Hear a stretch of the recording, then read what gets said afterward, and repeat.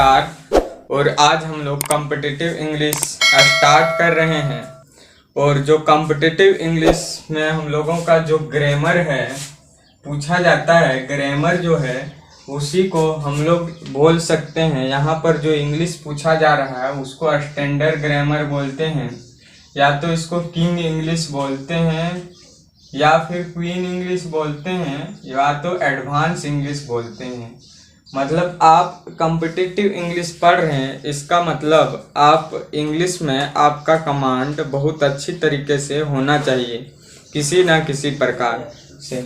आप एक बार competitive English पढ़ लेते हैं तो आपका इंग्लिश पर, स्पोकन इंग्लिश हो या कोई इंग्लिश हो, आप उस पर पकड़ अपना बना लेते हैं। तो जो भी हम लोगों का गवर्नमेंट एग्जाम में जो इंग्लिश से प्रश्न पूछा जाता है वो इस प्रकार है कि चैप्टर जो इंक्लूड है ग्रामर में, वो हम लोगों का चैप्टर जो पार्ट्स ऑफ स्पीच का पार्ट है उनमें से नाउन पढ़ना है एंड इट्स यूजेज पढ़ना है, प्रोनाउन पढ़ना है and its usages, adjective and its usages, verb and its usages, adverb and its usages, conjunction and its usages, preposition and its usages, इतना पढ़ना है। इसके अलावे हम लोगों को वोकैब पढ़ना है, उनको देखते हैं। यदि इतना आप नोट करना चाहते हैं तो नोट कर लीजिए, फिर आगे देखते हैं। अब इसके बाद हम लोग जो देख रहे हैं, जो ग्रामर से जो पैटर्न क्वेश्चन का रहता है वो किस प्रकार किस अनुसार पूछा जाता है।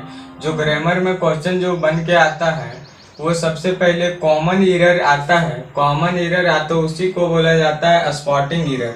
इससे प्रश्न हम लोगों का बन के आता है।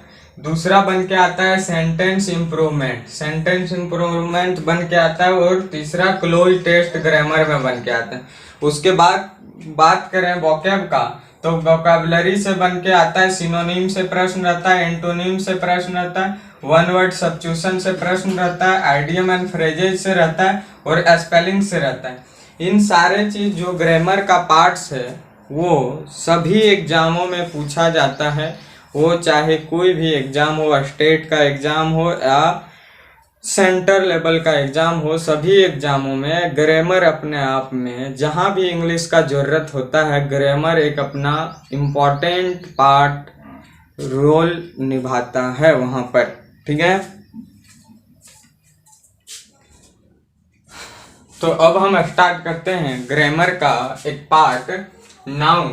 और नाउन का यदि हम डेफिनेशन का बात करें तो noun is all, a noun is all, noun वे सभी चीजों को कहते हैं that can be seen, heard, tasted, smelled, touched and felt. मतलब उन सभी चीज जिसको देखा जा सकता है, सुना जा सकता है, चखा जा सकता है, सूंघा जा सकता है, छुआ जा सकता है और महसूस किया जा सकता है, वे सभी चीजों को हम लोग नाउन बोलते हैं।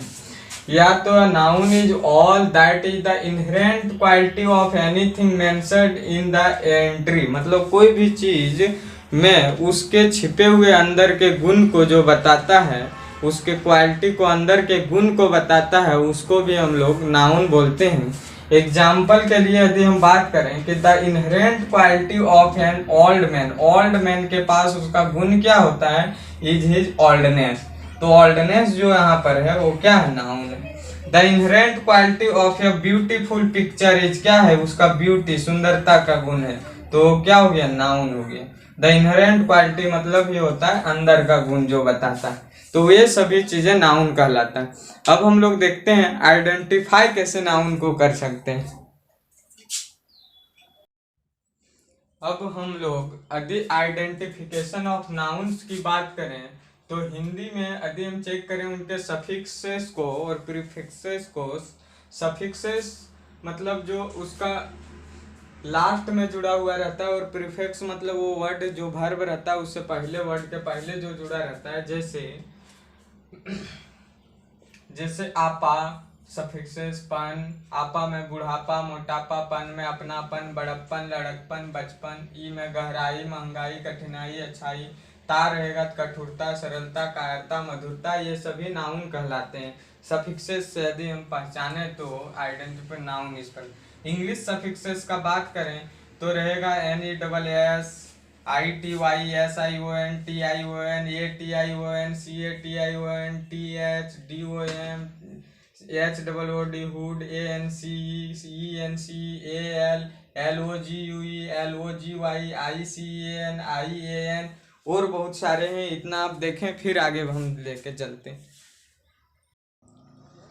और कुछ सफिक्सेस हैं, जैसे एस लगा हुआ रहेगा लास्ट में, ES लगा हुआ रहेगा, इसको प्लूरल सफिक्सेस भी बोलते हैं, क्योंकि ये नंबर को एस या ES प्लूरल बनाने का काम करता है। तो ETT रहेगा, CID रहेगा, TY रहेगा, ठीक है। तो एक एक करके सभी का हम लोग सफिक्सेस का कुछ एग्जाम्पल देख लेते हैं। जैसे NESS का जैसे रहेगा goodness, kindness, darkness, foolishness, greatness, weakness, sweetness, highness, wickedness मतलब दुष्टता होता है, वाइल्डरनेस मतलब वीरान भूमि होता है, विलीनेस मतलब कपट होता है, विशियसनेस, ठीक है, वेगुनेस, स्टीलनेस फिर होता है उसी प्रकार रूडीनेस मतलब गुलाबीपन, ठीक है। इतना चीज क्लियर होगा। अब आगे हम लोग देखते हैं और